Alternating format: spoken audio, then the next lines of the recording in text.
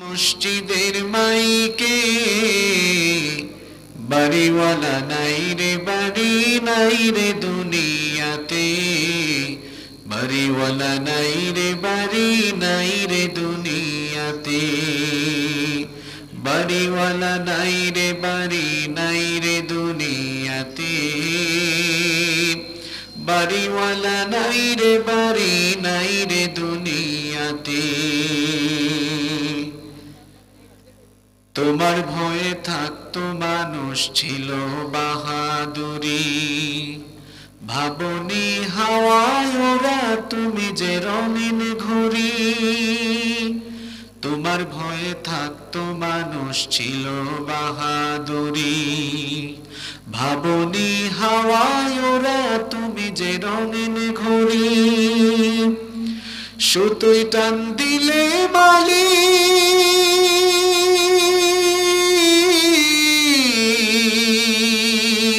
সুতোয় টান দিলে মালিক পারবে না থাকিতে, বাড়িওয়ালা নাই রে, বাড়ি নাই রে দুনিয়াতে, বাড়িওয়ালা নাই রে, বাড়ি নাই রে দুনিয়াতে, বাড়িওয়ালা নাই রে, বাড়ি নাই রে দুনিয়াতে, বাড়িওয়ালা নাই রে, বাড়ি নাই রে দুনিয়াতে। বাড়ি গাড়ি মিল ফ্যাক্টরি টাকার পাহাড়, বিলাসিতায় কেটেছে জনম কত অহংকার। বাড়ি গাড়ি মিল ফ্যাক্টরি টাকার পাহাড়, বিলাসিতায় কেটেছে জনম কত অহংকার। দামি কাপড় ছেড়ে হবে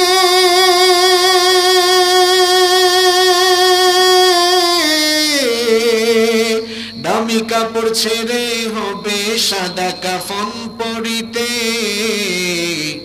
বাড়িওয়ালা নাই রে, বাড়ি নাই রে দুনিয়াতে, বাড়িওয়ালা নাই রে, বাড়ি নাই রে দুনিয়াতে, বাড়িওয়ালা নাই রে, বাড়ি নাই রে দুনিয়াতে, বাড়িওয়ালা নাই রে, বাড়ি নাই রে দুনিয়াতে।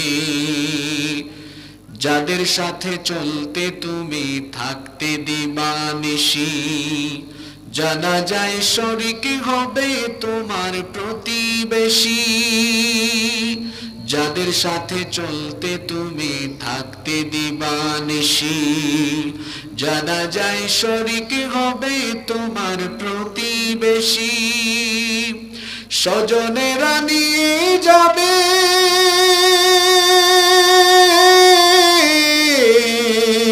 স্বজনেরা নিয়ে যাবে তোমাকে পালকিতে, বাড়িওয়ালা নাই রে, বাড়ি নাই রে দুনিয়াতে, বাড়িওয়ালা নাই রে, বাড়ি নাই রে দুনিয়াতে, বাড়িওয়ালা নাই রে, বাড়ি নাই রে দুনিয়াতে, বাড়িওয়ালা নাই রে, বাড়ি নাই রে দুনিয়াতে। বাংলাদেশের ঐতিহ্যবাহী সিরাজগঞ্জ জেলার বেলকুচি উপজেলার অন্তর্গত নির্মাণাধীন দারুস সালাম জামে মসজিদের উন্নয়ন কল্পে আয়োজিত আজকের এই তৃতীয় বার্ষিক তাফসিরুল কোরআন মাহফিলের সমাপনী অধিবেশনের মুহতারাম শ্রদ্ধাভাজন সভাপতি, বিশিষ্ট ব্যবসায়ী, বিশিষ্ট শিক্ষাবিদ, আদাচাকি উচ্চ বিদ্যালয়ের সম্মানিত সভাপতি, অত্র অঞ্চলের সকলের শ্রদ্ধাভাজন ব্যক্তিত্ব জনাব মোহাম্মদ ফিরোজ খান নুন, আজকের মাহফিলের সম্মানিত প্রধান অতিথি, বাংলাদেশের বৃহত্তম রাজনৈতিক দল বাংলাদেশ আওয়ামী লীগ ঢাকা মহানগরী উত্তরের সম্মানিত সাধারণ সম্পাদক জনাব মীর মোশাররফ হোসেন, আজকের মাহফিলের সম্মানিত মেহমান হিসেবে উপস্থিত আছেন গ্লোবাল ইসলামী ব্যাংক লিমিটেডের সম্মানিত ম্যানেজার জনাব মোহাম্মদ হাসান আলী সরকার উপস্থিত আছেন, আপনাদের অত্র এলাকার কৃতি সন্তান, ঢাকায় বসবাসরত বিশিষ্ট ব্যবসায়ী জনাব আলহাজ মোহাম্মদ হামিদুল হক। আল্লাহ তাআলা সকলকে কোরআনের জন্য, দ্বীনের জন্য কবুল করে নেন, আমরা সবাই বলি আমিন। পোস্টারে উল্লেখিত সম্মানিত বরেণ্য অতিথিবৃন্দ যারা রয়েছেন, আল্লাহ সবাইকে দ্বীন ইসলামের জন্য কবুল করে নেন, আমরা সবাই পড়ছি আমিন। আমার আগে যারা কথা বলেছেন সকলেই অত্যন্ত তথ্যবহুল এবং প্রাঞ্জল আলোচনা পেশ করেছেন। আল্লাহ তাআলা সবাইকে হায়াতান তাইয়্যিবা, সিহহাতান কুল্লিয়া দান করেন, আমরা সবাই বলি আমিন। যারা আশা তারা এমনি আসবে, এটা কেন লাগবে না? ঠিক বলছে না? মাহফিলে 10 লক্ষ শ্রোতা হওয়ার চাইতে 10 জন কনসেন্ট্রেট শ্রোতা দরকার, যাদের জীবন পরিবর্তন হয়। আমার দেশে ওয়াজ বেশি হয় কিন্তু আমল কম হয়। আমাদের বাছাই করা কিছু মানুষ দরকার।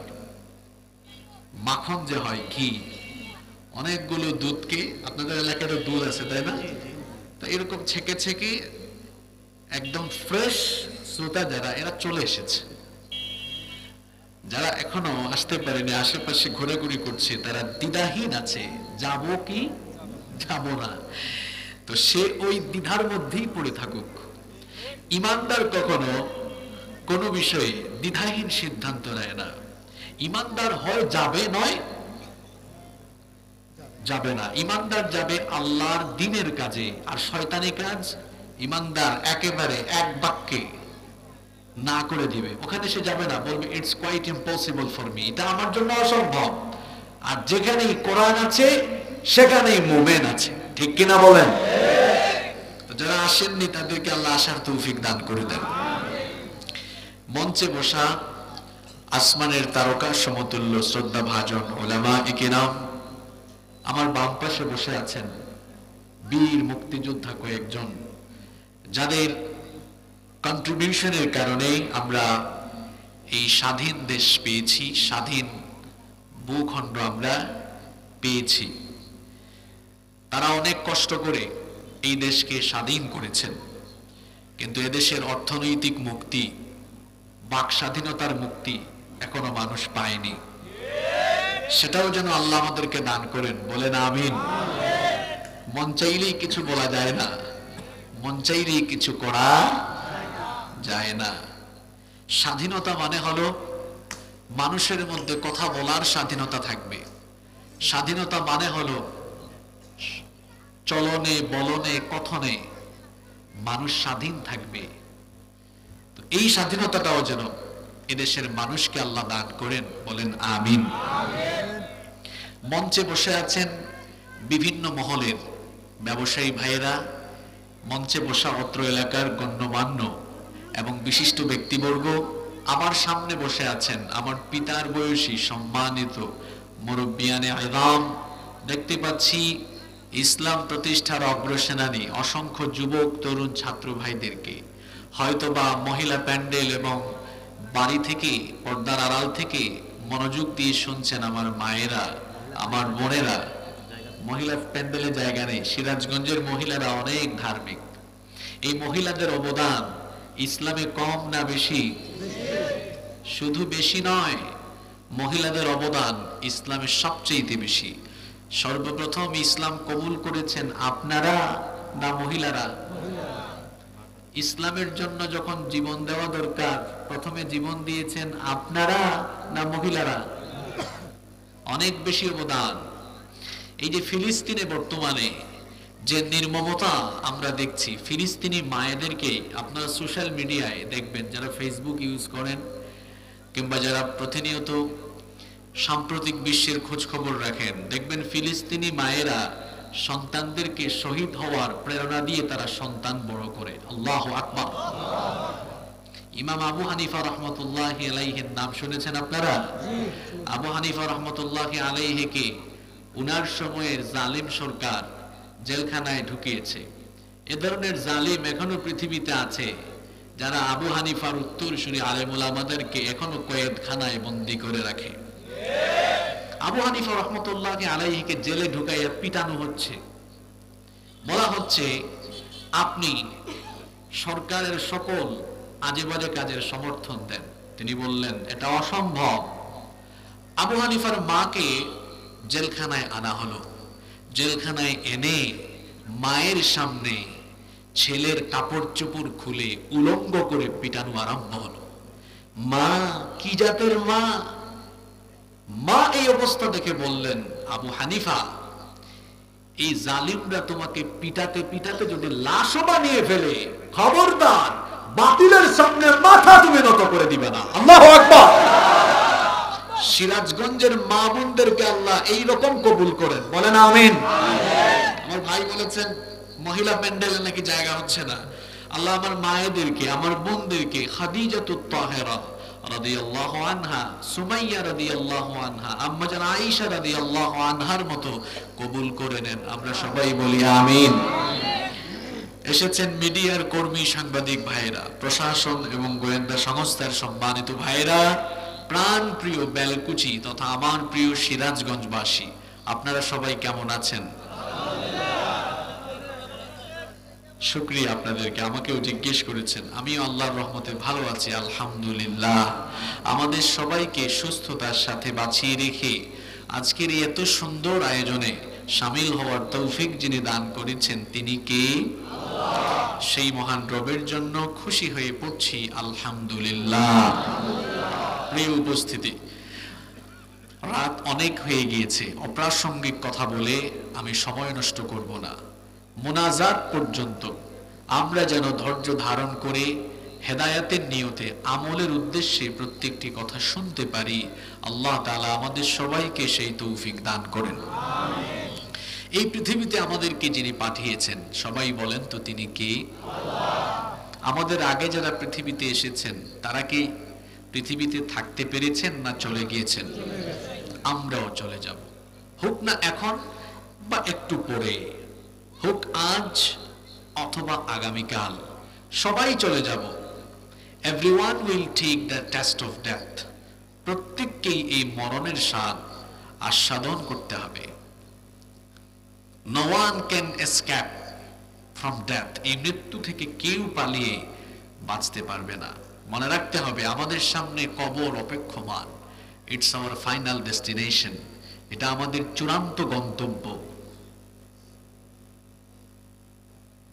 এই পৃথিবীতে আমরা এসেছি, এখানে আমরা চিরকাল থাকবো না। আমাদের আগে যারা এসেছেন তারাও চলে গিয়েছেন, আমরাও হঠাৎ করে এই দুনিয়া ছেড়ে চলে যাব। কেউ আমরা থাকবো না। এখানে আমরা যারা আছি সময়ের ব্যবধানে সবাই আমরা দুনিয়া থেকে বিদায় নেব। আমাদের ঘর বাড়ির জায়গায় থাকবে, গাড়ির জায়গায় থাকবে, ক্ষমতার জায়গায় থাকবে, কিন্তু আমরা থাকতে পারবো? সবাই আমরা চলে যাব। এমন একটা সময় আসবে যেই দিন মসজিদের মাইকে ঘোষণা হবে আপনি এই দুনিয়া ছেড়ে চলে গিয়েছেন। এমন একটা সময় আসবে যেদিন মসজিদের মাইকে ঘোষণা হবে আপনার জানাজার নামাজের সময়সূচি বলে দেওয়া হবে। অনেকেই আছেন দামি দামি ব্র্যান্ডের শার্ট পরেন, দামি দামি ব্র্যান্ডের পাঞ্জাবি ইউজ করেন, দেশের বাহিরে দুবাই মলে গিয়ে শপিং করেন। অনেকে আছেন দামি দামি ব্র্যান্ডের কাপড় ছাড়া তারা ওই কাপড় তাদের গায়ে পরিধান করেন না। কিন্তু যখন আমরা দুনিয়া ছেড়ে চলে যাব, দামি দামি ব্র্যান্ডের কাপড়গুলো শরীর থেকে খুলে সাদা কাফন দিয়ে পেঁচিয়ে ফেলা হবে।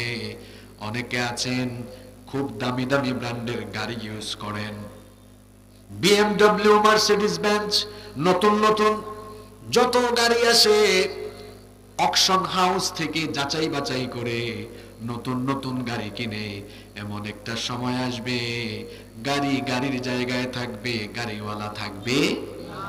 আমরা অনেকে আছি ক্ষমতার চেয়ারে বসে আছি। কিছু মানুষ তো আছে ক্ষমতার চোটে এত হেডাম দেখায়, মানুষের সাথে সুন্দর করে কথা বলে না, মানুষের হক নষ্ট করে। আহারে যদি অন্তরের মধ্যে এই রকম অহংকার আর অধ্যতা চলে আসে, তো মাঝে মাঝে আপনি আপনার এলাকার গোরস্থান কবরস্থান ভিজিট করবেন, গিয়ে দেখবেন আপনার মতো অনেক প্রভাবশালী ক্ষমতাশালী টাকাওয়ালা পয়সাওয়ালা কবরে ঘুমায় আছে। আপনিও চলে যাবেন, আপনিও থাকবেন না। এই পৃথিবী থাকার জায়গা নয়। এখানে আমরা যারা এসেছি সবাই আমরা আবারও ফিরে যাব যার কাছে। সবাই বলেন তিনি কে? কবরে চলে যাব। এরপরে ইসরাফিল সিংহায় একদিন ফু দিবেন। ইসরাফিলের সিংহার ফুৎকারে যখন কিয়ামতের ঘটনা ঘটে যাবে, মাথার উপরের আসমান, পায়ের তলার জমিন, গোটা বিশ্বজগৎ লন্ডভন্ড চূর্ণ বিচূর্ণ মেসাকার হয়ে যাবে, কিচ্ছু থাকবে না। এজন্য আল্লাহ কোরআনুল কারীমে বলেছেন, কুল্লু মান আলাইহা ফান, সবকিছু ফান হয়ে যাবে, ধ্বংস হয়ে যাবে, ক্ষয় হয়ে যাবে, লয় হয়ে যাবে। ওয়ায়াবকা ওয়াজহু রাব্বিকা যুল জালালি ওয়াল ইকরাম, কেবলমাত্র একজন মহামহিয়ান সত্তা অবশিষ্ট থাকবেন, যিনি থাকবেন সবাই জোরে বলেন তিনি কে? কিচ্ছু যখন ছিল না, আমি ছিলাম না, আপনি ছিলেন না, যখন কিছুই ছিল না তখন যিনি ছিলেন পুরুষোচিত কণ্ঠে জবাব দিয়ে বলেন তিনি কে? আবার যখন কিচ্ছু থাকবে না তখনও যিনি থাকবেন তিনি কে? কিয়ামতের মাঠে আমরা সবাই হাজির হয়ে যাব। ও যুবক ভাইয়েরা মন দিয়ে শোনেন, কিয়ামতের দিন বড় বিভীষিকাময়, কিয়ামতের দিন বড় মারাত্মক, কিয়ামতের দিনটা বড় সাংঘাতিক।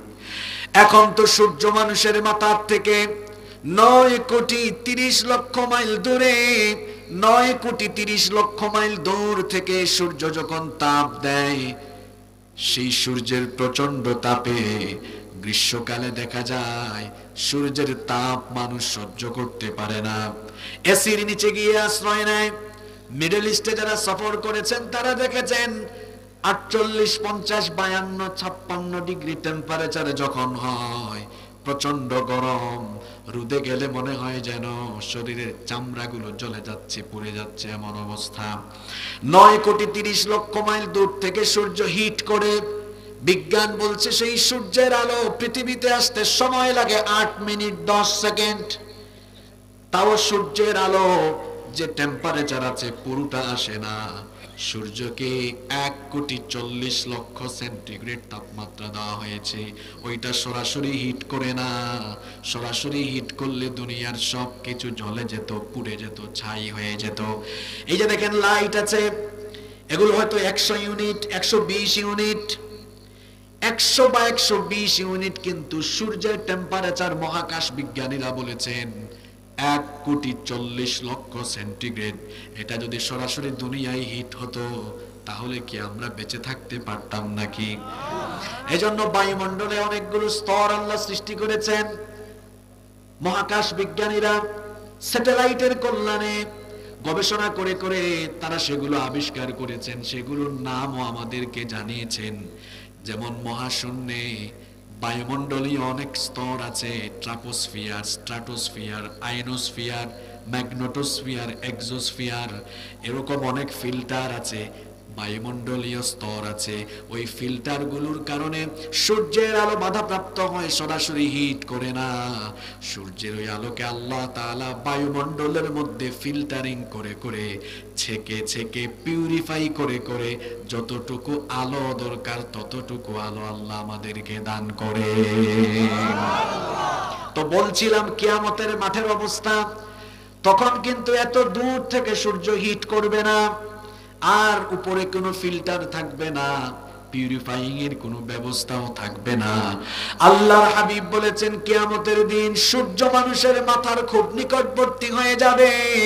সেই দিন সূর্যের প্রচন্ড হিটিং এর কারণে কিয়ামতের ময়দান তামায় পরিণত হয়ে যাবে। গুনাহগারদের মাথার চান্দি ফেটে যাবে, মাথার চান্দি ফেটে মগজ উতরাতে থাকবে। আহারে সেই বিভীষিকাময় অবস্থার কথা আমি কেমনে বুঝাই।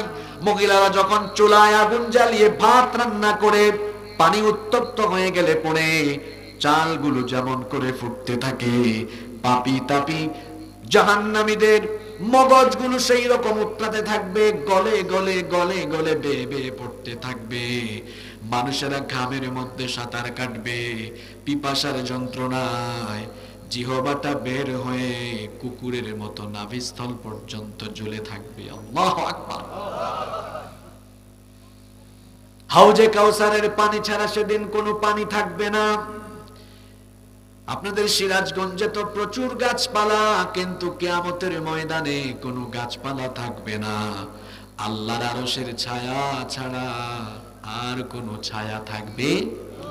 সেই দিন রব্বুল আলামিন 7 প্রকার লোককে ডেকে ডেকে দয়া করে তাদেরকে তার আরশের ছায়ার নিচে জায়গা দিবেন। কিয়ামতের দিন আল্লাহর আরশের ছায়ায় জায়গা পাবে মোট কয় শ্রেণীর মানুষ? আসতে বলবেন না, পুরুষের মতো জবাব দেন, বলেন কয় শ্রেণীর মানুষ? এই 7 শ্রেণীর মধ্যে আমরা থাকতে চাই কি চাই না? কারা কারা থাকতে চান না হাত তুলেন। না, মনোযোগ ভালো আছে। 7 শ্রেণীর মানুষকে রব্বুল আলামিন দয়া করে সেদিন তার আরশের ছায়ার নিচে জায়গা দিবেন। এই হাদিসটি বুখারী শরীফ, মুসলিম শরীফ সহ বিখ্যাত হাদিসের অনেক গ্রন্থে বর্ণিত হয়েছে। হাদিস বর্ণনাকারী সাহাবীর নাম হচ্ছে আবু হুরায়রা রাদিয়াল্লাহু আনহু। তিনি বলছেন রাসূল করিম সাল্লাল্লাহু আলাইহি ওয়াসাল্লাম বলেছেন, সাবাতুন ইউযিল্লুহুমুল্লাহু ফি যিল্লিহি ইয়াওমা লা যিল্লা ইল্লা যিল্লুহ। 7 শ্রেণীর মানুষকে রব্বুল আলামিন কিয়ামতের দিন তার আরশের ছায়ার নিচে জায়গা দিবেন, যেদিন আল্লাহর আরশের ছায়া ছাড়া আর কোনো ছায়া থাকবে, আর কোনো ছায়া থাকবে না। আসেন কোন 7 প্রকার মানুষ আমরা শুনে নেই। নাম্বার 1, 1 নম্বর হলো ইমামুন আদিল, ন্যায়পরায়ণ শাসক, ন্যায়পরায়ণ নেতা, যিনি মানুষের উপর অন্যায় করেন না, অবিচার করেন না। 2 নাম্বার হলো ওয়াশাবুন নাশাআ ফি ইবাদাতিল্লাহ, ওই যুবক যে তার যৌবনকালীন শক্তি এবং সামর্থ্য আল্লাহর ইবাদতে কাটায়। 3 নাম্বার হলো রাজুলুন কলবুহু মুআল্লাকুন ফিল মাসাজিদ, ওই ব্যক্তি যার অন্তর মসজিদের সাথে ঝুলে থাকে, অন্তরের মধ্যে মসজিদের প্রতি টান থাকে, মসজিদের প্রতি মহব্বত থাকে। 4 নাম্বার হলো ওয়ারাজুলানি তাহাব্বান ফিল্লাহি ইজতামা আলাইহি ওয়া তাফাররাকা আলাইহি, 2 জন পরস্পরকে ভালোবাসে আল্লাহর জন্য, আবার কাউকে ঘৃণা করে, কারো সাথে সম্পর্ক ছিন্ন করে, কার সন্তুষ্টির জন্য? 5 নাম্বার হলো ওয়ারাজুলুন দাআতহু ইমরাআতান যাতা মানসিবিন ওয়া জামাল, ওই যুবক যাকে কোন সুন্দরী যুবতী মেয়ে অসৎ কাজের জন্য, চরিত্রকে হননের জন্য আহ্বান করে, আর ওই যুবক, ওই নারী ওই যুবতীর আহ্বানে সাড়া না দিয়ে বলে ইন্নী আখাফুল্লাহ, আমার অন্তরে যার ভয় আছে তিনি কে? নাম্বার 6 নাম্বার হলো ওয়ারাজুলুন তাসাদদাকা বিসাদাকাতিন ফাআখফাহা হাত্তা লা তা'লামা শিমালুহু মা তুনফিকু বিয়ামিনিহি, যেই ব্যক্তি এমন ভাবে দান করে, ডান হাত কি দান করে, বাম হাত টের পায় না। 7 এবং সর্বশেষ হলো ওই ব্যক্তি ওয়ারাজুলুন যাকারাল্লাহু খালিয়ান ফাফাদাত আইনা, যেই ব্যক্তি একা হলে মোবাইল হাতে নিয়ে পর্নোগ্রাফি দেখে না, একা রুমে দরজা বন্ধ করে আজে বাজে কোনো চিন্তা করে না, গার্লফ্রেন্ডকে ফোন করে না, আজে বাজে কাজ করে না, একা হয়ে গেলে কলিজাটা কেঁপে উঠে কার ভয়ে? আল্লাহর ভয়ে কেঁপে উঠে, জাহান্নামের ভয় অন্তরে ঢুকে যায়, আল্লাহর আযাবের কথা মনে হয়ে যায়, আর একাকী নির্জনে মহান রবকে ভয় করে চোখের পানি ছাড়ে। এই 7 প্রকার মানুষকে কিয়ামতের দিন আরশের ছায়ার নিচে যিনি জায়গা দিবেন, গলার আওয়াজ বড় করে বলেন তিনি কে? এই 7 শ্রেণীর অন্তর্ভুক্ত হতে চান তো?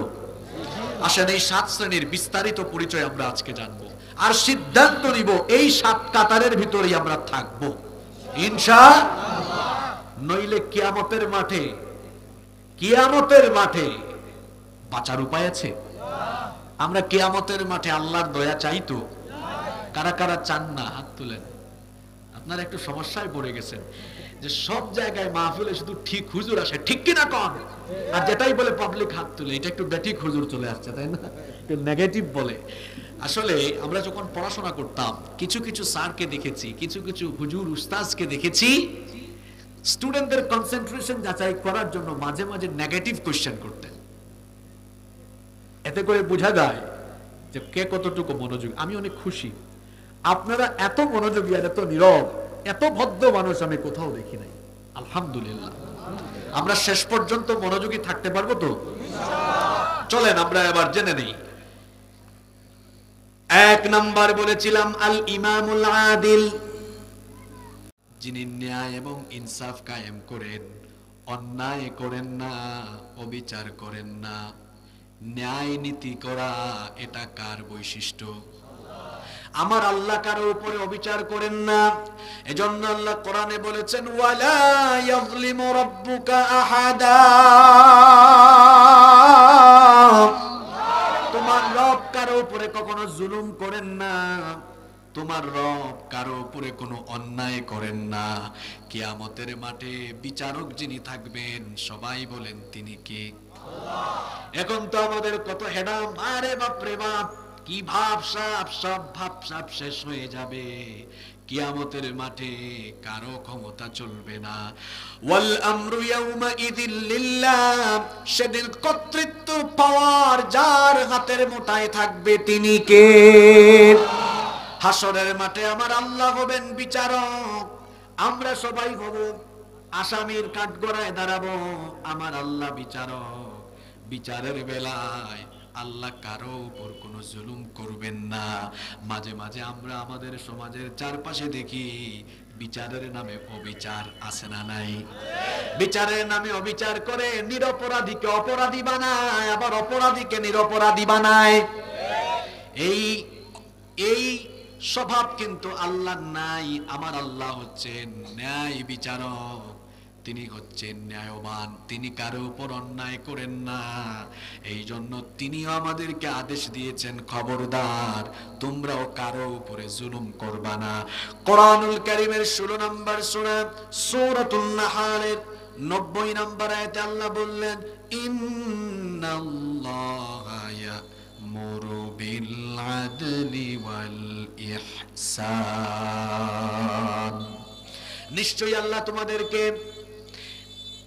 ন্যায় কায়েম করার, ইনসাফ কায়েম করার এবং সদাচারের আদেশ দিচ্ছেন। আবার কোরআনুল কারীমের 49 নম্বর সূরা সূরাতুল হুজুরাতের 9 নম্বর আয়াতের এন্ডিং এ আল্লাহ বললেন ওয়া আকসিতু ইন্নাল্লাহা ইউহিব্বুল মুকসিতিন, ন্যায় বিচার কায়েম করো, কারণ আমার আল্লাহ ন্যায় বিচারককে ভালোবাসেন। আল্লাহ তার হাবিবকে পৃথিবীর মানুষের জন্য ন্যায় বিচারের দৃষ্টান্ত বানিয়েছেন। আল্লাহর হাবিব নবী এবং রাসূলের দায়িত্ব পালন করার পাশাপাশি রাষ্ট্র পরিচালনা করেছেন, নাকি করেন নাই? রাষ্ট্র পরিচালনায় ন্যায় নীতির দৃষ্টান্ত তিনি রেখেছেন, কারণ আল্লাহ তার হাবিবকে বলেছেন وَإِذَا حَكَمْتُمْ بَيْنَ النَّاسِ فَاحْكُمْ أَنْ تَحْكُمُوا بِالْعَدْلِ إِنَّ اللَّهَ نِعِمَّا يَعِظُكُمْ بِهِ إِنَّ اللَّهَ كَانَ سَمِيعًا বাসীরা। আল্লাহ তাআলা বলছেন আর আপনি যখন, আমার হাবিব, আপনি যখন মানুষের মধ্যে বিচার ফয়সালা করবেন তখন আপনি ন্যায় বিচার কায়েম করবেন, অবিচার করবেন না। আমার নবী কি কখনো কোনো মানুষের উপর বিচার করেছেন নাকি? একটা ঘটনা আমার মনে পড়ল, ঘটনাটা কি বলবো? শুনেন, এই হাদিসটা বর্ণিত হয়েছে বুখারী শরীফে, মুসলিম শরীফে। মাখজুমিয়া গোত্রের কুরাইশি একজন নারী চুরি করে ধরা পড়ল। এখন ইসলামের বিচার, কোরআনের বিচার হলো, চোর সে পুরুষ হোক কিংবা মহিলা হোক, প্রমাণ হয়ে গেলে চোরের হাত কেটে দাও। ওয়াসসারিকু ওয়াসসারিকাতু ফাকতাউ আইদিয়াহুমা। এই বিধান, এই আইনটা যার, তিনি, এই আইনটা যিনি দিয়েছেন সবাই বলেন তিনি কে? আল্লাহ। আমরা যদি কোরআন দিয়ে চুরির বিচার করতাম, চ্যালেঞ্জ করে বললাম 1 বছরের ভেতরে বাংলাদেশের শেষরা সকল সুলতানের মতো সাইজ হয়ে যাবে। যেখানে কোরআনের বিচার নাই, সেখানে কোনো শৃঙ্খলা নাই। মিডল ইস্টের কিছু আরবিয়ান দেশ আছে, কিছু কিছু দেশ আমার সফরেরও সুযোগ হয়েছে, ওখানে 100% কোরআনের আইন নাই, অল্প আছে 5%, 10%, 20, 30%। অল্প আইন থাকার কারণে সেই সকল দেশগুলোতে শান্তি কম না বেশি? অল্প আইনে যদি এত শান্তি পাওয়া যায়, পুরো কোরআনের আইন থাকলে শান্তি আসবে কম না বেশি? আল্লাহর নবীর আদালতে মাখজুমিয়া গোত্রের কুরাইশি নারী চুরি করে ধরা পড়ল। এবার সম্ভ্রান্ত বংশের নারী হওয়ার কারণে গোটা মদিনায় থমথমে অবস্থা বিরাজ করলো। এটা বোঝানোর জন্য আপনাদেরকে একটা উদাহরণ দেই। এই যে আপনাদের আদাচাকি গ্রাম, আদাচাকি গ্রামের যদি সম্ভ্রান্ত কোনো পরিবারের কেউ চুরি করে, তাহলে বলেন তো এলাকার মধ্যে এটা নিয়ে আলোচনা হবে কম না বেশি? মাখজুমিয়া গোত্রের কুরাইশি নারী চুরি করলো, সাহাবীরা এবার আলোচনা করছেন, এত সম্ভ্রান্ত বংশের নারী, নবীজি যদি রায় দেওয়ার বেলায় কোরআন অনুযায়ী রায় দেন, ওই বংশের মান ইজ্জত শেষ। তারা চিন্তা করলেন, নবীজির কাছে কেউ একজন সুপারিশ নিয়ে যাক, নবীজিকে একটু সুপারিশ করে দেখি মহিলার বেলায় একটু রায় কমায়া দেওয়া যায় কিনা। মনে করেন বড় নেতার ছেলে অপরাধ করেছে, তো নেতা খেতা কিংবা তার আশেপাশের লোকেরা গিয়ে বলে শাস্তিটা একটু কমায়া দেন, আর কেউ যেন না শুনে এটার ব্যবস্থা করেন। এটা একটা উদাহরণ দিলাম। তো মহিলা সম্ভ্রান্ত বংশের হওয়ার কারণে সাহাবীরা পরামর্শ করছেন কিভাবে রায়টা একটু কমায় আনা যায়, শাস্তি কমায় আনা যায়। কিন্তু কোন সাহাবী নবীজির কাছে এই সুপারিশ নিয়ে যাবেন, কারো সাহস হয় না। সাহাবীরা সবাই মিলে সিদ্ধান্ত নিলেন, নবীজি উসামা ইবনু যায়েদকে খুব ভালোবাসেন। তারা বললেন, উসামা তুমি যাও, তুমি কথা বললে তোমার প্রতি নবীজির মহব্বতের কারণে হয়তো তোমার কথা নবীজি রাখতে পারেন। উসামা ইবনু যায়েদ রাদিয়াল্লাহু আনহু সবার পরামর্শে তিনি নবীজির কাছে গেলেন। নবীজিকে গিয়ে বললেন, ইয়া রাসূলুল্লাহ, ইয়া হাবিবাল্লাহ সাল্লাল্লাহু আলাইহি ওয়াসাল্লাম, আমি এসেছি এই মহিলার শাস্তির বিধান হালকা করে দেওয়ার সুপারিশ নিয়ে। নবীজি বললেন, কেন? তিনি বললেন, এটা তো খুব সম্ভ্রান্ত বংশের মহিলা, বংশের কোনো মান ইজ্জত থাকবে না। এই কথা শোনা মাত্রই আল্লাহর নবীর মাথায় যেন আসমান ভেঙে যাওয়ার উপক্রম হয়ে গেল। সঙ্গে সঙ্গে তিনি মসজিদে নববীর মিম্বরে আরোহণ করলেন, সাহাবীদের উদ্দেশ্যে ভাষণ দিলেন, বক্তব্য দিলেন। বক্তব্য দিতে গিয়ে বললেন, সাহাবীরা রে, এত বড় স্পর্ধা, এত বড় সাহস তোমাদের কিভাবে হলো? আল্লাহর কোরআনের বিচারের বিরুদ্ধে আঙ্গুল তোলার স্পর্ধা কিভাবে হলো? সাহাবীরা শোনো, এই মহিলা চুরি করে ধরা না পড়ে যদি আমার নিজের কলিজার টুকরা মেয়ে ফাতেমা চুরি করে ধরা পড়তো, বিচারের রায় দিয়ে শাস্তি প্রয়োগের জন্য জল্লাদকে আদেশ দিতাম না, বরং রায় দেওয়ার পরে আমি বাপ হয়ে নিজেই আমার মেয়ের হাত আমি নিজেই কেটে ফেলতাম। আল্লাহু আকবার! কোন নেতা পারবে তার কর্মীর বিরুদ্ধে এমন অ্যাকশন নিতে? বরং উল্টা আছে, নেতার চামচা চুরি করে ওসির কাছে ধরা, ফোন দিয়েছে, এই ওসি কারে ধরেছে, এটা আমার লোক, তাড়াতাড়ি ছাড়। সব কিছুতে স্বজন প্রীতি, দল প্রীতি, দল কানামি। এই জন্য ন্যায় বিচার নাই। যে সমাজে ন্যায় বিচার নাই, সেখানে চুরি বেড়ে যায়, ডাকাতি বেড়ে যায়, দুর্নীতি বেড়ে যায়, লুটপাট বেড়ে যায়, রাহাজানি বেড়ে যায়, নিরপরাধ মানুষ সেই সমাজের মধ্যে বেশি বেশি জেলে ঢুকে যায়।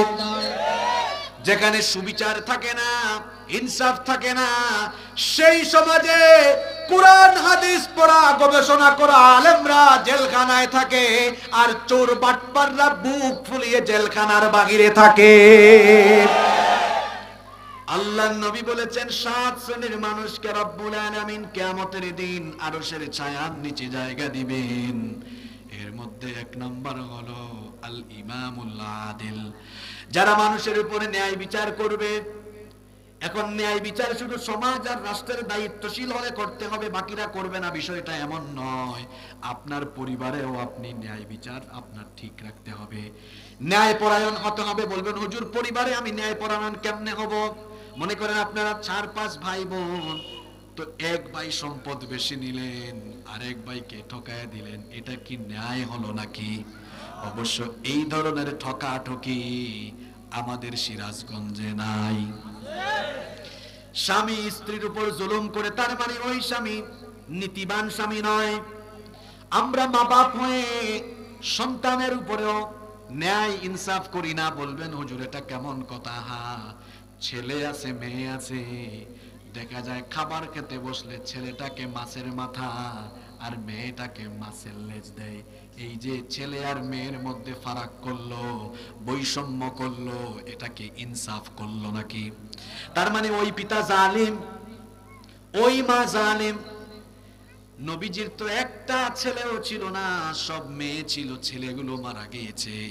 অনেকে আছে মেয়ে হলে কপালটা কুঁচকে যায়, অথচ নবীজি বলেছেন মেয়ে সন্তান হলো, কন্যা সন্তান হলো বরকতের প্রতীক। আল্লাহর নবী বললেন যার ঘরে 3টা মেয়ে আছে সে সে আমার সাথে জান্নাতে যাবে। লালন পালন করে দিন শিখায়া সৎ পাচস্ত করলে জান্নাতে যাবে। 2 মেয়ের বেলায় একই কথা বললেন, কিন্তু কোন ছেলের বেলায় কি এমন হাদিস আছে নাকি? তো মেয়ে সন্তানকে কেন লেজ খাওয়ান, মেয়েটাকে মাছের মাথা খাওয়ান? মেয়েদেরকে মহব্বত করবেন। বেশিরভাগ বাবা মেয়েকে সম্পদ থেকে বঞ্চিত করে। আপনাদের এলাকায় কি বলেন? বিঘা, কানি, কাঠা কি বলেন আপনারা? বিঘা।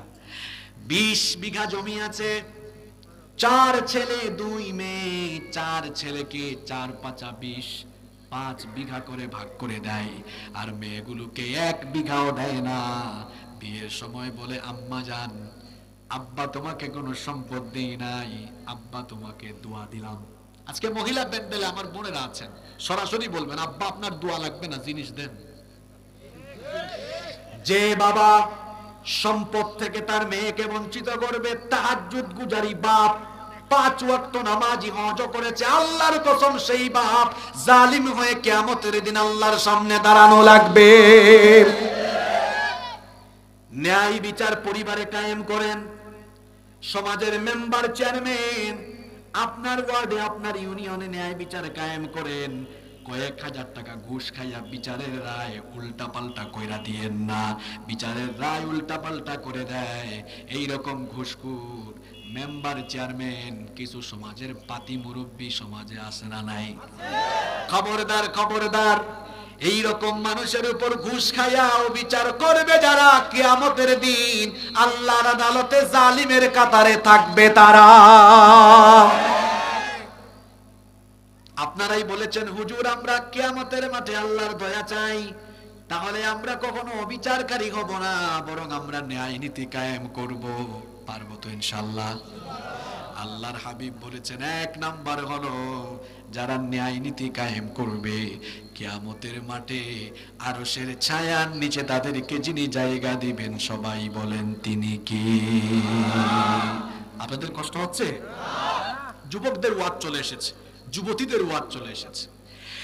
2 নাম্বার হলো তাদেরকে কিয়ামতের মাঠে আরশের ছায়ার নিচে জায়গা দেওয়া হবে। ওয়াশাবুন নাশা ফি ইবাদাতিল্লাহ,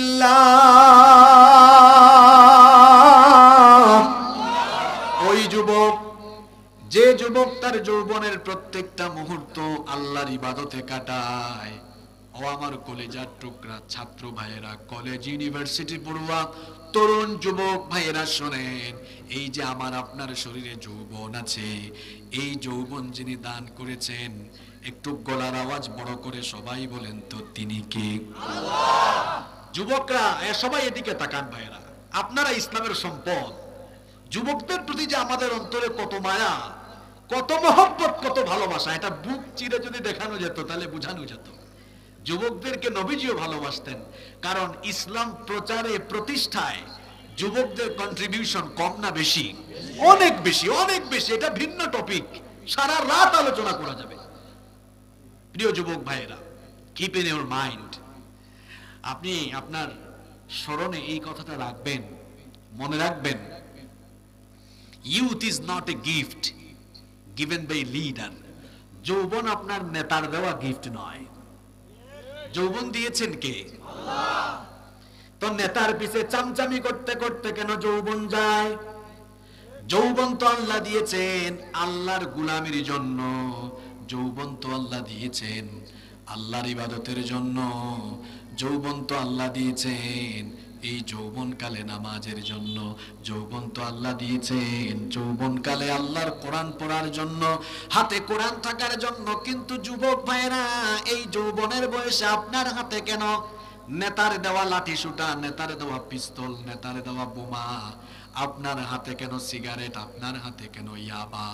যেই সকল নেতা নামের খেতারা তার ক্ষমতার জন্য আপনার হাতে কোরআন হাদিসের বিপরীতে অস্ত্র শস্ত্র ইয়াবা গাঁজা উঠায়া দেয়, এরা নেতা নয়, এরা হলো আপনার এবং সমাজের দুশমন। মনে রাখতে হবে, এই যৌবনকাল মানুষের জীবনের সবচাইতে সোনালী সময়। Youth is called the golden season of human life. যৌবনকালকে মানুষের জীবনের স্বর্ণালী সময় বলা হয়। একজন মানুষ তার জীবনে 5টি সময় অতিবাহিত করে: শিশুকাল, কৈশোরকাল, যৌবনকাল, প্রৌঢ়কাল, বৃদ্ধকাল। একদম মাঝখানে আছে কি? যৌবনকাল। মাঝখানে কি আছে? এই যৌবনকালে শরীরের শক্তি থাকে কম না বেশি? অনেক বেশি। যুবকরা উদ্যমী হয়, যুবকরা যেদিকে যায় সেদিকে একটা গণজোয়ার তৈরি হয়। ইসলাম প্রতিষ্ঠা হয়েছে কিভাবে? নবীজি যুবকদেরকে টার্গেট করেছেন। ইসলাম প্রচারে রক্ত দিল কারা? রক্ত দিয়েছে উমাইর ইবনুল হুমাম বদরে, রক্ত দিয়েছে জুলাইবিব। ইসলামের জন্য রক্ত দিয়েছে কে? রক্ত দিয়েছে হানজালা, রক্ত দিয়েছে খাব্বাব, রক্ত দিয়েছে খুবাইব। যাদের নাম বলেছি প্রত্যেকটা ব্যক্তি ছিলেন তাগড়া জওয়ান, তাগড়া যুবক। আল্লাহু আকবার। আজকে যদি পৃথিবীর 200 কোটি মুসলমানদের মধ্যে যে কোটি কোটি যুবক আছে, এই যুবকরা যদি তথ্য প্রযুক্তির আগ্রাসন থেকে বের হয়ে কোরআনমুখী হয়ে যায়, তাহলে এই পৃথিবীতে মুসলিম জাতি আবারও মাথা উঁচু করে দাঁড়িয়ে যাবে। ও মুসলিমরা কখনো ইসলাম বিরোধীরা ইসলাম নিয়ে তামাশা করার সুযোগই পাবে না। যুবকদেরকে বলছি, এটা আপনার জীবনের সবচেয়ে গুরুত্বপূর্ণ সময়। এখন টার্নিং পয়েন্ট চলছে, টার্নিং পয়েন্ট। এই যৌবনকালের ব্যাপারে কিয়ামতের দিন আল্লাহ আপনাকে আলাদা জিজ্ঞেস করবেন। আল্লাহর হাবিব বলেছেন, লা তাজুলু কদামা ইবনি আদম মিন ইনদি রাব্বিহি হাত্তা ইউসআলা আন খামসিন। কিয়ামতের দিন 5টি প্রশ্নের জবাব না দিয়ে আল্লাহর কোন বান্দা এক কদম নড়ার সুযোগ পাবে না। জোরে বলেন, কয়টা প্রশ্ন? 1 নাম্বার প্রশ্ন করা হবে আন উমরিহি ফিমা আফনাহু। ও আল্লাহর বান্দা, তুমি তোমার জীবন কোথায় কেমনে কাটালে? 2 নাম্বার প্রশ্ন করা হবে ওয়ান শাবাবিহি ফিমা আবলাহু। তোমার যৌবনকাল তুমি কোথায় কিভাবে কাটিয়েছো? 3 নাম্বার ওয়া মালুহু মিন আইনা কাসাবাহু। ধন সম্পদ কেমনে কামিয়েছো, উপার্জন করেছো, হালাল পথে না হারাম পথে? সম্পদ অর্জনের হিসাব দিতে হবে কার কাছে? 4 নাম্বার ওয়া ফিমা আনফাকাহু। কোথায় ব্যয় করেছো, ব্যয়ের হিসাব দেওয়া লাগবে। 5 নাম্বার হলো ওয়া মাযা আমিলা ফিমা আলিমা। যতটুকু জানতে ততটুকু আমল করতে কিনা। এই 5টা প্রশ্নের মধ্যে একটা প্রশ্ন হলো, বান্দারে তোমার যৌবনকাল কেমনে কাটিয়েছো? ছাত্র ভাইয়েরা, যুবক ভাইয়েরা, অন্যমনস্ক হবেন না। আপনাকে আল্লাহ জিজ্ঞেস করবেন, যৌবন কি তামাশা করে কাটিয়েছো, মোবাইলের নেশায় কাটিয়েছো, পাবজি খেলে ফেসবুক ইউটিউবিং আর টিকটকিং করে যৌবন কাটিয়েছো, না যৌবনে আল্লাহর গোলামি করেছো, সাজদা দিয়েছো? একদম পুঙ্খানুপুঙ্খি, ওই যে পাই না পই পই করে হিসাব দিতে হবে কার কাছে? খবর আছে। কিন্তু এই যৌবন চলে গেলে আপনি আর ফিরে পাবেন? এই যে আমার বাবাজানরা, এরা আমার বাবার বয়সী, তারা একসময় আমাদের মতো জোয়ান ছিলেন না? ছিলেন। এখন আর সেটা ফিরে পাবেন? Nobody wants to lose youth time. কেউ যৌবন হারাতে চায় না, কেউ হারাতে চায় না, কিন্তু এটা চলে যাবে। আর যৌবন চলে গেলে কোটি কোটি টাকা দিয়ে, পয়সা দিয়ে, ক্ষমতা দিয়ে ফিরাই আনতে পারবেন? এজন্য চলে যাওয়ার আগে এটার কদর করা দরকার আছে না নাই? নবীজি বলেছেন, যুবকেরা, আমার উম্মতের যুবকেরা, শাবাবাকা ক্বাবলা হারামিক, বুড়া হয়ে যাওয়ার আগে যৌবন কালের কদর করো। এখন প্রশ্ন হলো, হুজুর কেমনে আমি যৌবনের কদর করব, কিভাবে আমি আমার যৌবন কাজে লাগাবো? উত্তর হলো, এই যৌবন আপনাকে যিনি দিয়েছেন তার বিধান মতো, তার গোলামি 24 ঘন্টা করে করে যৌবন কাটাবেন। যুবক ভাইরা বলেন তো, একটু গলার আওয়াজটা বড় করে বলেন, যৌবন আপনাকে দিয়েছেন কে? তো আল্লাহর দেওয়া যৌবন তো আল্লাহর পথেই দেওয়া দরকার। ফজরে আজান হলো, সঙ্গে সঙ্গে মসজিদে চলে যান, 5 ওয়াক্তের আজান শুনে মসজিদে যান। যৌবনকালীন সময়ে আল্লাহর ইবাদত করেন। কোরআন যারা পারেন না, কোরআন শিখেন। নেতা খেতাদের সামনে পিছে হেঁটে ছাত্র বয়সে ক্যারিয়ার নষ্ট করবেন না, মাদকাসক্ত হয়ে যাবেন না। যৌবনকালীন বয়সে পড়াশোনার পাশাপাশি নিজের চরিত্র সুন্দর বানান, হাতের মধ্যে পিস্তল নয়। যে সকল ছেলেরা পেলে আপনাকে দাওয়াত দেয়, কোরআনের দাওয়াত, সামনে পেলেই বলে, ভাই এই যে কোরআনটা পড়ো, কোরআন নাও, আসো, তুমি কোরআন পারো না, আমি তোমাকে কোরআনটা শিখাই। তুমি কোরআন পারো না, আসো, তোমার অর্থ সহ একটু কোরআনটা বুঝাই। আলেমদের কাছে যাবেন, আলেমদেরকে ভালোবাসবেন, আলেমদের কাছে যাবেন, হুজুর আমি যুবক মানুষ, কিছু আমল আমারে শিখায়া দেন, আমি কিভাবে চলবো, আমার কি করা দরকার, কেমনে চলা দরকার। সৎ সঙ্গে স্বর্গবাস, অসৎ সঙ্গে। যুবক ভাইরা খবরদার, যাদের সাথে চলবেন বুঝে শুনে চলবেন। আপনি যদি ভালো মানুষের সাথে থাকেন তো ভালো হবেন, আর যদি ইয়াবাকুর, গাজাকুর, চোর বাটপারের সাথে থাকেন তো চুরি বাটপারের অভ্যাস আপনার ভেতরে আসার সম্ভাবনা আছে না নাই? ভালো মানুষের সাথে থাকবেন, এভাবে যৌবনকাল ভালো পথে, দিনের পথে, আল্লাহর পথে কাটাবেন। এই রকম করে যে যুবকরা তাদের যৌবনকাল আল্লাহর ইবাদতে কাটাবে, ওই যুবকদেরকে কিয়ামতের দিন আরশের ছায়ার নিচে যিনি জায়গা দিবেন, গলার আওয়াজ বড় করে বলেন, তিনি কি? আপনাদেরকে কষ্ট হয়ে যাচ্ছে বেশি? এই তো বাকিগুলো আস্তে আস্তে বলছি। 3 নম্বর হলো রাজুলুন কলবুহু মুআল্লাকুন ফিল মাসাজিদ, ওই ব্যক্তি যার অন্তরের সাথে মসজিদ ঝুলে থাকে, অর্থাৎ মসজিদের প্রতি যার আন্তরিকতা থাকে। আজান হলেই মসজিদে দৌড়ায়, আজান হলেই মসজিদে দৌড়ায়। ফজরের আজান হয়েছে, নামাজে গিয়েছে, নামাজ থেকে বের হয়ে কাজে মনোযোগী দিয়েছে, কাজে মনোযোগী হয়েছে, কিন্তু অপেক্ষায় আছে কখন জোহর হবে, আবার আমি মসজিদে যাব। আল্লাহু আকবার। এই রকম 5 ওয়াক্ত নামাজের জন্য, মসজিদে যাওয়ার জন্য যার মনটা উতলা থাকে, এই ব্যক্তিদের উপর কিয়ামতের মাঠে রহম যিনি করবেন, সবাই বলেন তিনি কি? কিন্তু মনে বড় আফসোস, মনে বড় দুঃখ, আমার দেশে মসজিদ বেশি না মুসল্লি বেশি? আমি এখানে আসার আগে দারুস সালাম জামে মসজিদ ভিজিট করে এসেছি, আপনাদের গ্রামের মসজিদ। এত রুচিশীল মানুষ আপনারা, মসজিদে না গেলে জানতাম না। আমাকে হামিদ ভাই, হাসান ভাই নিয়ে গিয়েছেন। গ্রামের মধ্যে এত সুন্দর মসজিদ হচ্ছে, আপনারা খুশি না বেজার?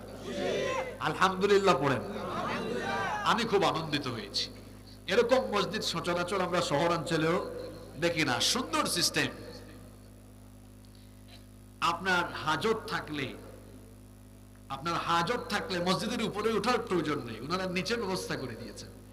গোসলখানা আছে, অজুখানা আছে, উপরের তলায় অজুখানা সহ নামাজের কি সুন্দর ব্যবস্থা, ডিজাইনটাও খুব চমৎকার হয়েছে, আমি খুব খুশি হয়েছি। নিচে আবার মাদ্রাসা করেছেন।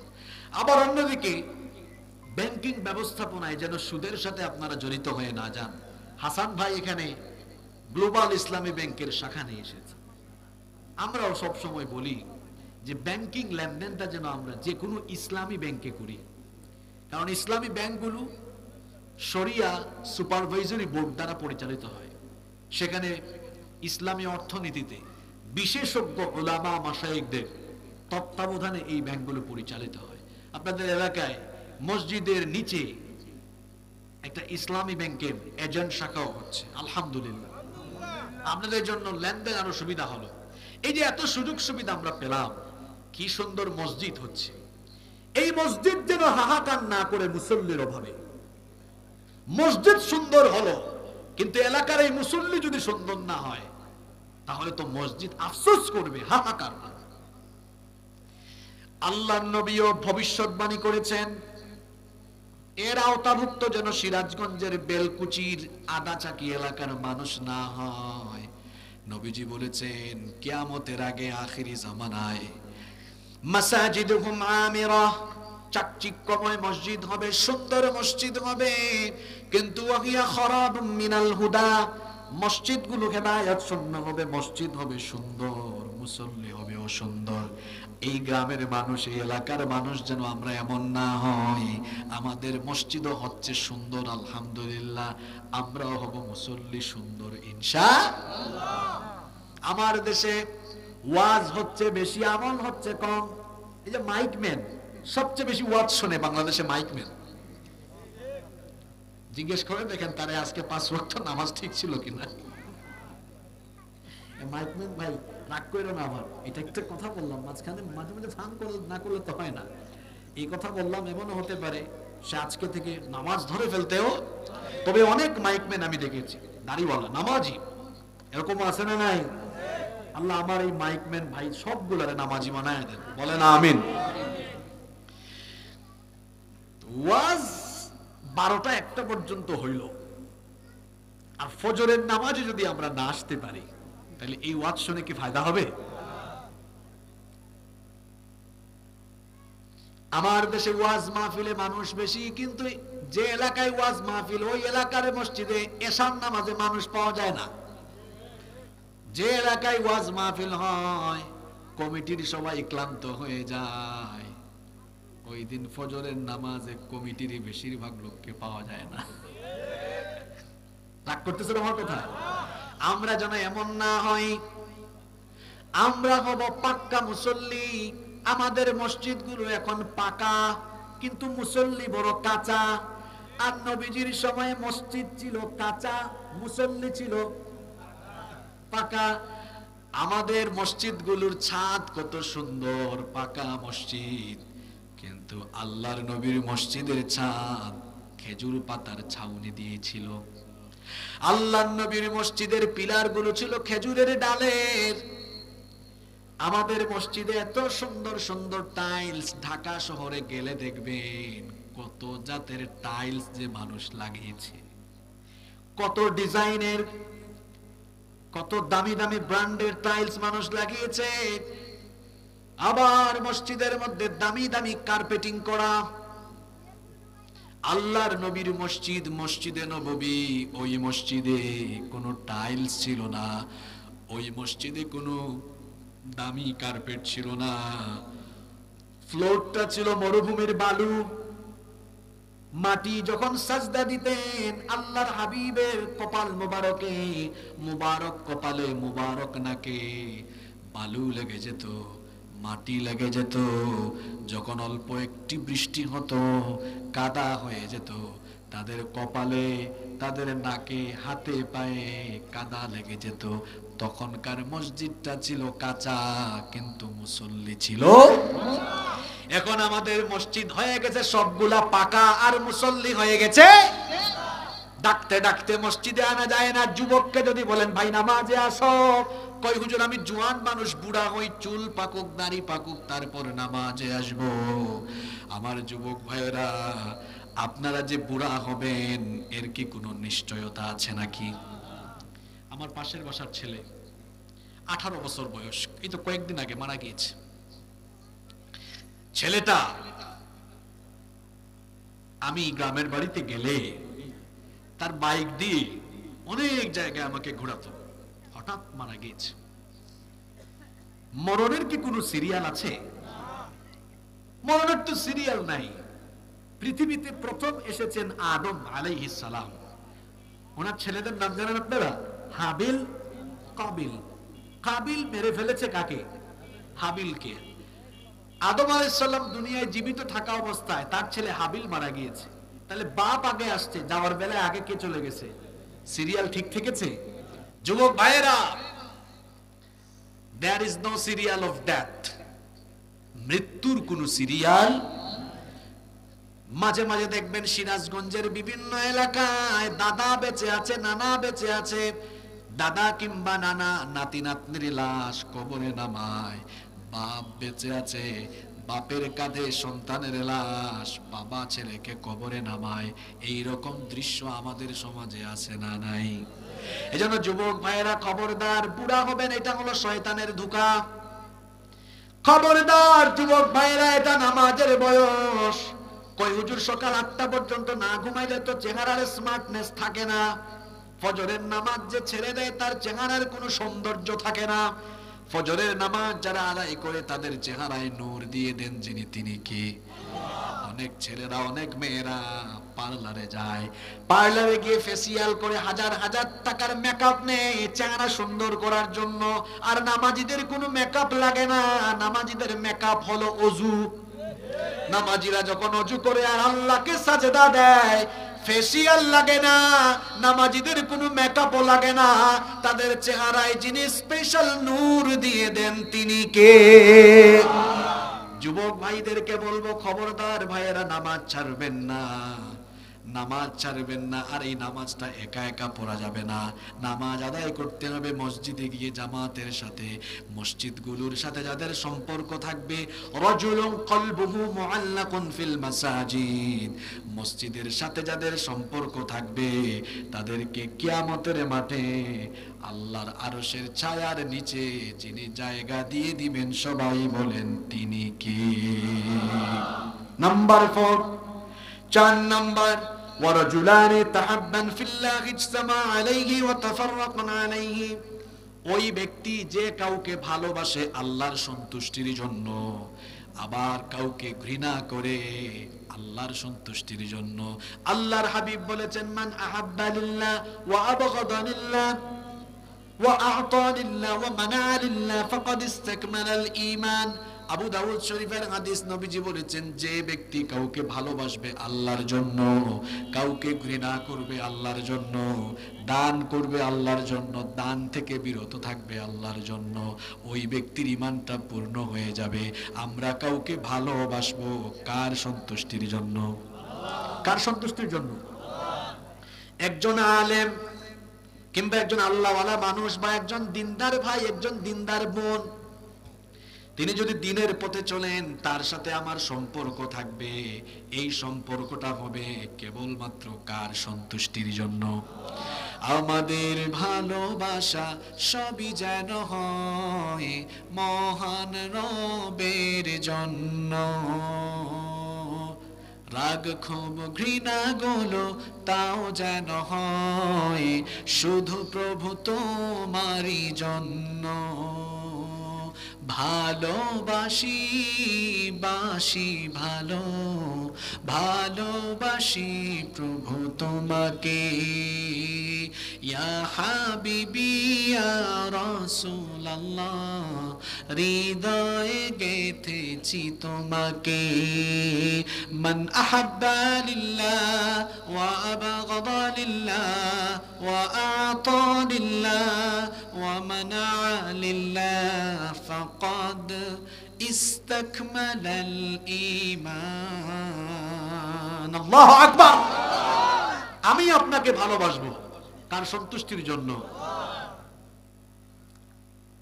অবিবাহিত ব্যাচেলর ছেলেরা এখানে আছে না? বিয়ে করো না এমন মিসকিন আছে এখানে? মিসকিন বলে তোমরা রাগ করো না, মিসকিন আরবি শব্দ, এটার অর্থ হলো নিঃস্ব। তো যার কেউ নাই, তার বউ নাই, সে নিঃস্ব না, ব্যাচেলর এখনো। তারা ভালোবাসতে চায় মেয়েকে, মেয়ের পিছনে ঘুরঘুর ঘুরঘুর ঘুরঘুর করে। একটা মেয়ের পিছনে ঘুরঘুর করা থেকে বিরত থাকবো কার সন্তুষ্টির জন্য? নিজের বিবিকে ভালোবাসবো কার সন্তুষ্টির জন্য? খবরদার, হারামে কোনো আরাম। ভালোবাসা হবে সব বিয়ের পরে। বিয়ের আগে বেগানা কোনো মেয়ের সাথে ভালোবাসা আদান প্রদান নয়। বিয়ের পরে বিবির সাথে যত মন চায় প্রেম ভালোবাসা বিনিময় করেন, কোনো অসুবিধা নাই। তখন দাম্পত্য জীবনে যিনি বরকত দিয়ে দিবেন তিনি কে? ভালোবাসবেন কাউকে আল্লাহর জন্য। আবার ফতোয়া অন্যদিকে নিয়ে যায়েন না, হুজুর ঠিক আছে আমি একটা মেয়েকে বিয়ে করার উদ্দেশ্যে ভালোবাসলাম আল্লাহর সন্তুষ্টির জন্য।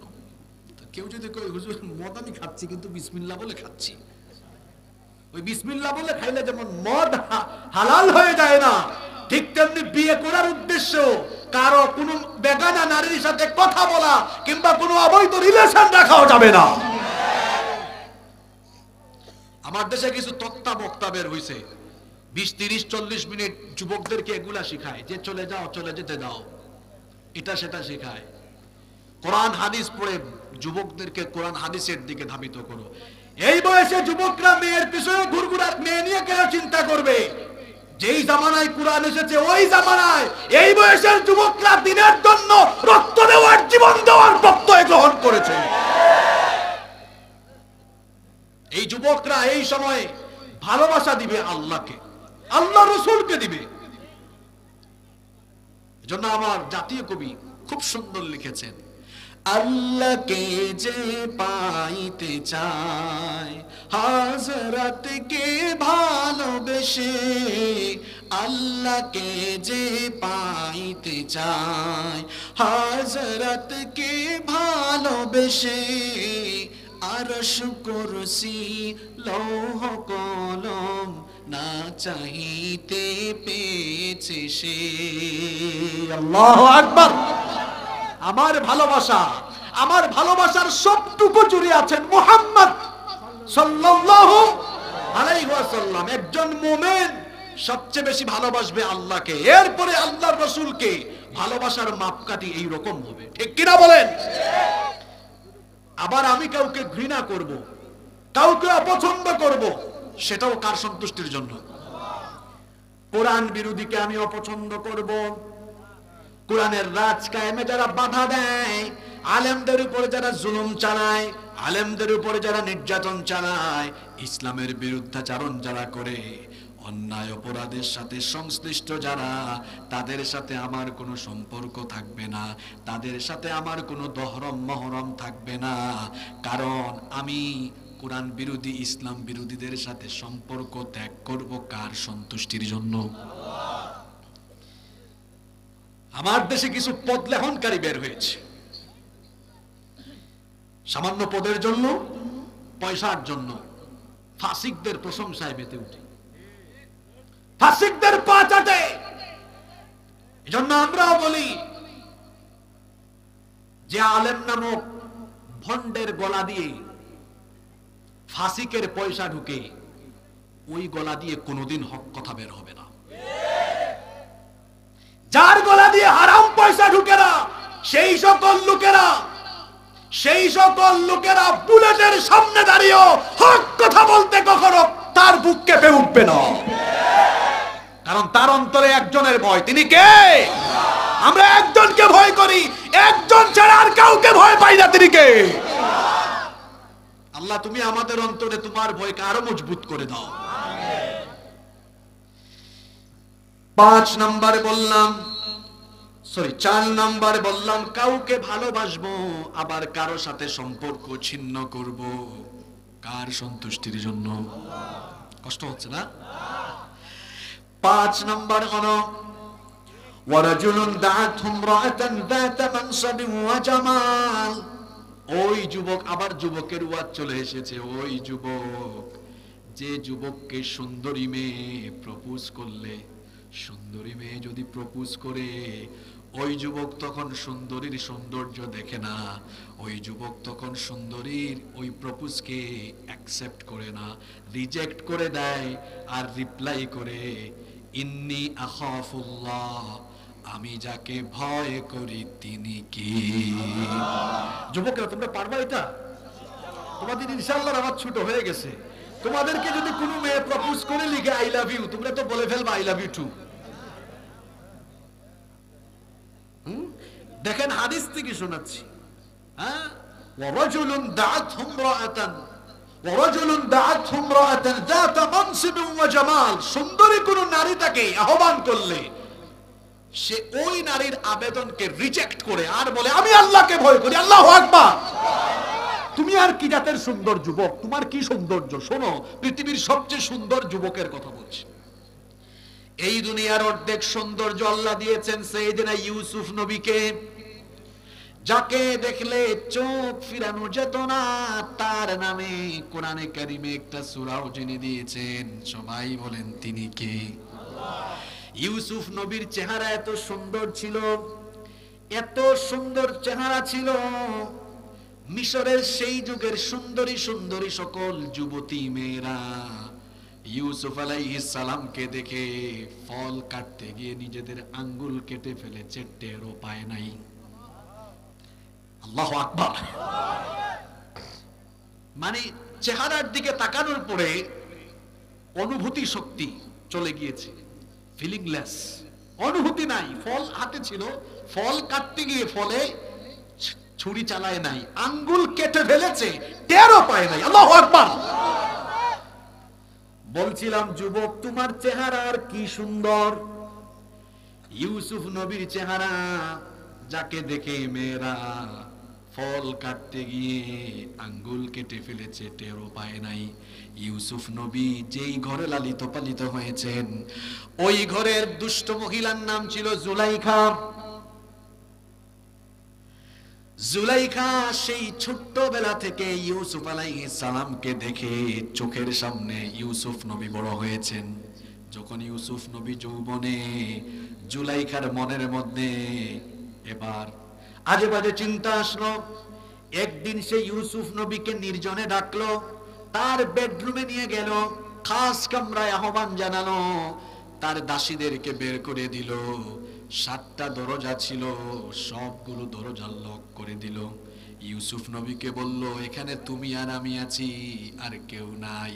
আর ইউসুফ নবী মনে মনে ভাবছেন কে বলেছে কেউ নাই?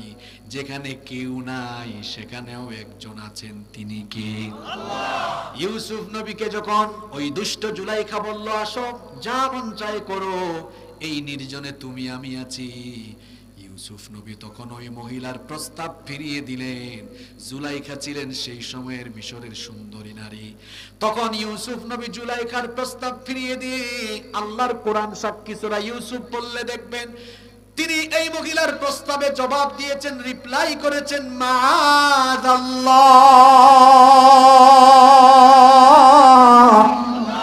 তিনি বলেছেন আমি তোমার এই প্রতারণা থেকে, তোমার এই ষড়যন্ত্র থেকে আশ্রয় চাই, যার কাছে তিনি কে? দেখলেন এই মহিলা এমন জায়গায় নিয়ে এসেছে, সব দরজায় তালা লাগিয়ে দিয়েছে, বের হওয়ারও কোনো সুযোগ রাখে নাই। কিন্তু তার ভেতরে তো আল্লাহর ভয়, এই জন্য তিনি আল্লাহর উপর ভরসা করে এই মহিলার ষড়যন্ত্র থেকে রেহাই পাওয়ার জন্য তালাবদ্ধ লক করা দরজার দিকে তিনি যখন দৌড় মারলেন, আল্লাহ তার নবী ইউসুফ আলাইহিস সালামের উপরে এত খুশি হয়ে গেলেন, খুশি হয়ে আল্লাহ তাআলা 7টা দরজার সবগুলো দরজার তালা আল্লাহ তার কুদরত দিয়ে খুলে দিলেন। আমার যুবক ভাইদেরকে বলবো চরিত্র বানাও ইউসুফ নবীর মতো। এখন তো কিছু যুবক এত বাজে চরিত্র হয়েছে, রাস্তায় যদি সকালবেলা দাঁড়ায়া থাকে, 3-4টা মেয়ে কলেজে যায়, এক দুস্থ আরেক দুস্থরে কয়, এক দুস্থ আরেক দুস্থকে কয়, দোস্ত কি দেখলাম, মাথা তো ঠিক নাই। কি আছে? কি ভদ্র ছেলে পেলে স্বীকার করেছে। কেন মাথা ঠিক থাকবে না? ও যুবক ভাইয়েরা, অন্তরে আল্লাহর ভয় পয়দা করো। কেন একটা মেয়েকে ডিস্টার্ব করো?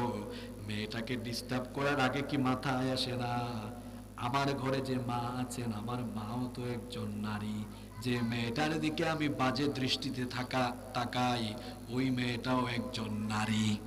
সুতরাং মা নারীর জাতি, আমি কেন ওই নারীর জাতিকে অসম্মান করব?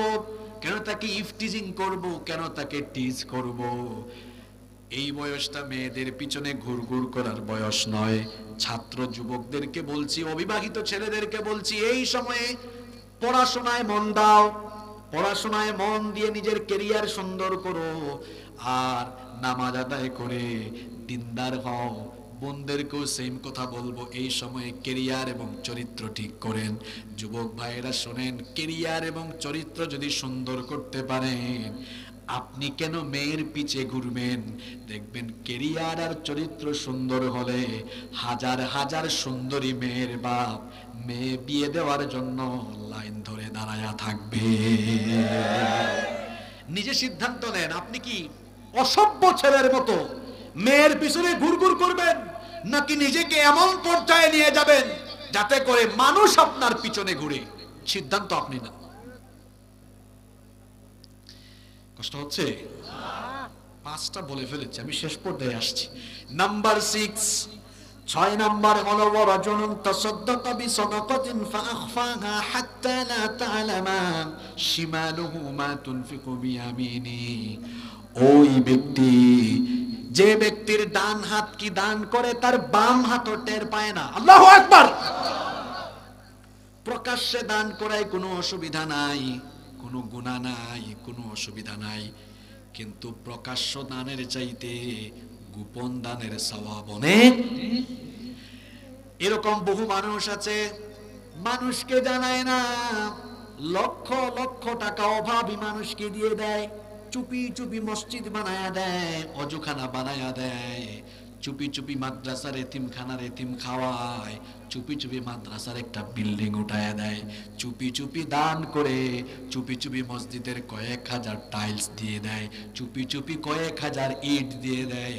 আল্লাহর হাবিব বলেছেন, চুপি চুপি গোপনে গোপনে গোপনে গোপনে দান সদকা করবে যারা, কিয়ামতের দিন আল্লাহর আরশের ছায়ার নিচে জায়গা পাবে তারা। আরো আসতে বলেন সুবহানাল্লাহ। নাম্বার 7, 7 এবং সর্বশেষ হলো ওয়ারাজুলুন যাকারাল্লাহু খালিয়ান ফাফাদাত আইনা। ওই ব্যক্তি, যে ব্যক্তি একাকী হয়ে গেলে নীরবে নির্জনে নিভৃতে আল্লাহর কথা স্মরণ করে আর আল্লাহর জাহান্নামের ভয়ে চক্ষু থেকে পানি ঝরায়। চোখের পানির অনেক দাম। অনেক যুবকেরা আজকে এখানে এসেছেন, বহু গুনাহ করেছেন, বহু পাপ করেছেন। ও আমার ভাইয়েরা, আজকের মাহফিল হয়ে যাবে আপনার জীবনের মোড় ঘুরিয়ে দেওয়ার জন্য। এই মাহফিল হয়ে যেতে পারে একটা মাধ্যম, ঠিক কিনা? আজকেই আপনি মোনাজাতে থাকেন, কান্না করেন, বাড়িতে গিয়ে তাহাজ্জুদ পড়েন, সবাই যখন ঘুমায়া যাবে কয়েক ফোঁটা চোখের পানি ছাড়েন। আমার বোনদেরকেও মাদেরকেও একই কথা বলবো, আমার বাবাদেরকেও একই কথা বলবো, যখন আপনারা একা থাকবেন, একটু একাকী হয়ে গেলে চক্ষু বন্ধ করলে দেখবেন অতীত জীবনের অনেক গুনার কথা মনে পড়বে, অতীত জীবনের অনেক পাপের কথা মনে আসবে। যখন চক্ষু বন্ধ করে অতীত জীবনের পাপের কথা, অতীত জীবনের গুনার কথা মনে করবেন, তখন একটু দিলটাকে নরম করে দেন, দিল নরম করে চোখের পানি ছেড়ে দেন। যুবক ভাইয়েরা, কত মেয়ের জন্যই তো রাতের বেলা কান্না করলে, ওই মেয়ের বিয়ে হয়ে গেল, আহারে পাইলাম না, ওই মেয়েও চলে গেল, পাইলাম না। মেয়েদের জন্য কান্নাকাটি নয়, কান্নাকাটি হবে যার জন্য সবাই বলেন তিনি কে? দুইটা ফুটা আল্লাহ বড় ভালোবাসেন, জুড়ে বলেন কয়টা ফুটা? একটা হলো কতরাতু দামুন তুহরাকু ফি সাবিলিল্লাহ, আল্লাহর জমিনে আল্লাহর দ্বীন প্রতিষ্ঠায় যে মুজাহিদ তার শরীর থেকে রক্ত ঝরিয়ে দেয়, ওই রক্তের ফোঁটা আল্লাহ ভালোবাসেন, ওই রক্তের ফোঁটা আল্লাহ পছন্দ করেন। আর আরেকটা ফোঁটা হলো কতরাতুম মিন দুমুইন ফি খাশিয়াতিল্লাহ, আল্লাহর ভয়ে, আল্লাহর আযাবের ভয়ে যেই চক্ষু থেকে পানি ঝরে, ওই চোখের পানি যিনি ভালোবাসেন তিনি কি? আল্লাহর হাবিব বলেছেন, যে মানুষের চক্ষু থেকে আল্লাহর ভয়ে চোখের পানি পড়ে, ওই চক্ষুকে কখনো জাহান্নামের আগুন গ্রাস করতে পারবে না। আল্লাহু আকবার। কাঁদেন কাঁদেন, আল্লাহর আযাবের ভয়ে কাঁদেন, গুনাহের জন্য, পাপের জন্য। দিলটাকে নরম করে চোখের পানি ছেড়ে দেন। আমাদের যখন কাপড় ময়লা হয়, কাপড় ময়লা হয়ে যাওয়ার পরে আমরা কাপড় কি করি? ওয়াশ করি, পরিষ্কার করি, ডিটারজেন্ট দিয়ে, সার্ফ এক্সেল দিয়ে, সাবান দিয়ে কাপড় ধৌত করলে যেমন ময়লা কাপড় সাফ হয়ে যায়, এই যে আমাদের জীবনে গুনাহের এত দাগ লাগলো, পাপের এত দাগ লাগলো, গুনাহের দাগ, পাপের দাগ আমরা কিভাবে ছুটাবো? গুনাহের দাগ, পাপের দাগ ছুটানোর জন্য ডিটারজেন্ট দিয়ে হবে না, সার্ফ এক্সেল দিয়ে হবে না, সাবান দিয়ে হবে না। নিজেকে গুনাহমুক্ত করতে হলে, গুনাহের দাগ ছুটাইয়া দিতে হলে চোখের পানি লাগবে। চোখের পানি ছেড়ে যদি যুবক ভাইয়েরা রাত 12টা, 1টা, 2টার সময় গার্লফ্রেন্ডের সাথে কথা বলো না।